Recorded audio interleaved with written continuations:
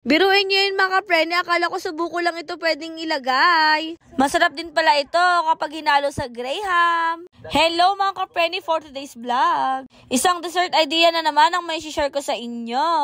Lalong-lalo na sa mga graham lover dyan. I-try nyo nga rin ito, tsak na magugustuhan ninyo. Oo mga kaprene, hindi nga kayo nagkakamali. Fruit cocktail nga ang hinalo ko dito. Para nga maiba naman. Baka naman, Graham. Ito nga kasi yung dessert na paborito ng aking jowaret. Kaya naman palagi ako nag-iisip kung ano nga ba yung ihahalo ko dito para hindi nga siya manawa.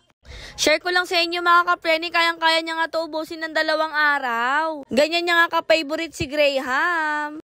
Kaya nga kung hindi nyo pa nga ito nagagawa, ay pwedeng-pwede nyo na nga rin itong itry. At gusto ko lamang pong magpasalamat sa laging sumusuporta ng aking mga vlogs. Malapit na nga ang December mga kaprene at lagi na nga akong busy. Kaya naman pagpasensyaan sana ako ng aking mga kapwa content creator. Kung hindi ako agad makapag-engage. Sana po ay may natutunan kayo sa aking video. Thanks for watching mga kaprene. Babu!